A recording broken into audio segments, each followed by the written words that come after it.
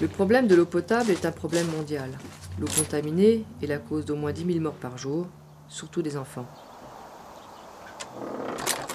10 000 personnes par jour, c'est comparable au sida.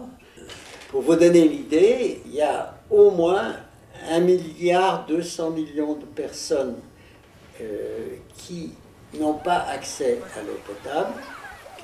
Et une bonne partie de cette population est une population rurale. Ce problème affecte des pays pauvres dans lesquels les gouvernements n'ont pas les moyens de construire des réseaux dans les campagnes. La seule solution, c'est que les villages eux-mêmes le fassent. Agua para la Vida, en français l'eau pour la vie, est une petite ONG qui permet à des villages de réaliser leur système d'eau potable de manière communautaire. Ici, comme dans beaucoup d'endroits, les gens ne meurent pas de soif, mais d'ingestion d'eau polluée. Cette action a débuté en 1987 et se situe au Nicaragua, un pays d'Amérique centrale particulièrement pauvre, qui est à peine plus prospère que Haïti.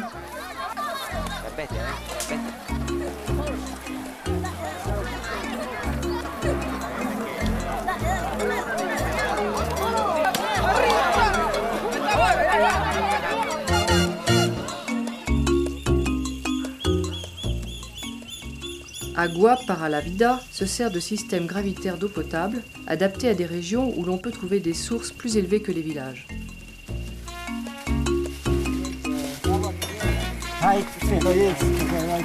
Cela consiste à capter ces sources, à conduire l'eau souterrainement jusqu'à un réservoir soigneusement fermé, tout cela sans pompe, simplement par pesanteur, puis à avoir un système de distribution qui amène l'eau à proximité de chaque maison.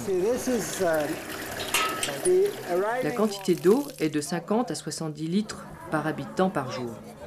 C'est assez pour boire, faire la cuisine, se laver et laver son linge. Un Français consomme 5 fois plus. Un Américain 10 fois plus.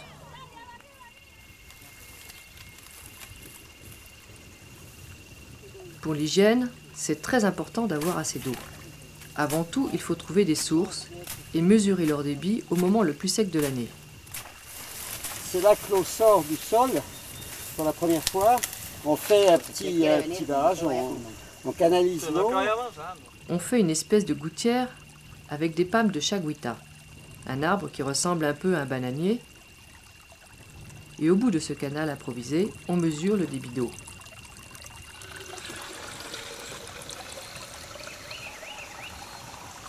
Bien. Celle-ci, par exemple, c'est donc une source qui est adéquate pour un village plutôt petit. Parce qu'une fois qu'elle sera bien nettoyée, et encimentée et filtrée, elle sera pure, l'eau sera pure et il n'y aura pas besoin de la traiter. Il faut toujours tester la qualité de la source. On filtre une quantité d'eau qui en général est 100 ml. Si on suspecte que c'est très pollué, on en prend moins. Et on filtre ça sur un petit filtre et on recueille les résidus qui ont été filtrés.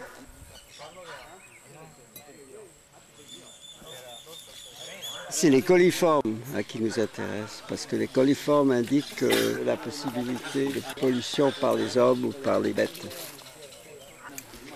Et on les met dans une atmosphère à la bonne température et on leur donne des aliments. Et au bout de 24 heures, se développent des colonies et c'est les colonies qu'on compte. Là, le danger, c'est que l'eau soit contaminée par le bétail, voilà. C'est ça. C'est même un danger que nous n'acceptons pas.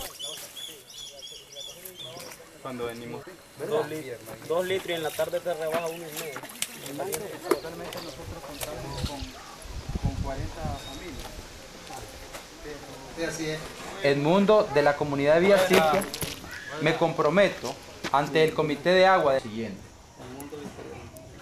Uno, que sería trabajar con eficiencia y puntualidad durante toda la ejecución del proyecto de agua potable de la comunidad. Conforme a la cantidad de días de trabajo, también tenemos que trabajar, porque dice cumplir con la cantidad de 56 días de trabajo. Pour que le système d'eau soit réalisé par la communauté, Chaque famille doit s'engager à faire sa part de travail. On a calculé le nombre de journées que chaque famille doit fournir. Et le chef de famille signe un contrat avec Agua para la Vida. Arriba. Óigame, igual como lo hemos hecho, ¿eh? Sí.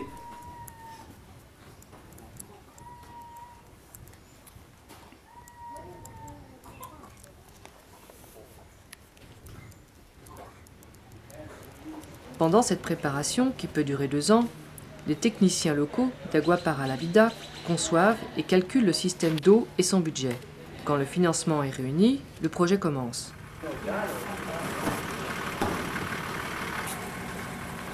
Les techniciens aident les villageois à organiser leur travail.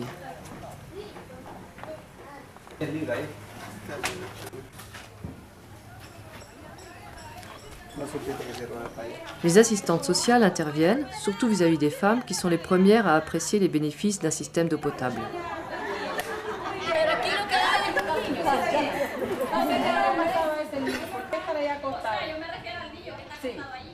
Agua para la Vida accompagne toujours le système d'eau d'un système de latrine.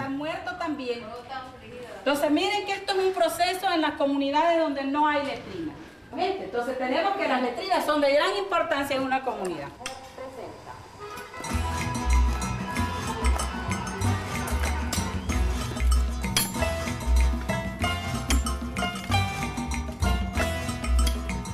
Tout ce que les villageois peuvent faire eux-mêmes, ils le font.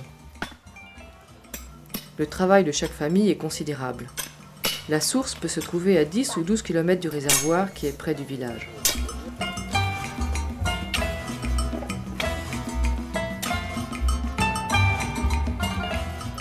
Il y a d'ailleurs des moments émouvants, par exemple, le moment où l'eau arrive au réservoir pour la première fois. Cette eau descend par gravité très lentement. Les gens commencent à se dire mais ça va peut-être pas marcher. Et en général, il y a toujours des petits gamins qui sont un petit peu en amont, qui ont mis leur oreille sur le tuyau, qui deviennent très excités, qui se mettent à dire « Viene l'agua, viene l'agua !» L'eau arrive, l'eau arrive. Et donc, ils donnent signal aux adultes qui alors, eux, participent à l'excitation.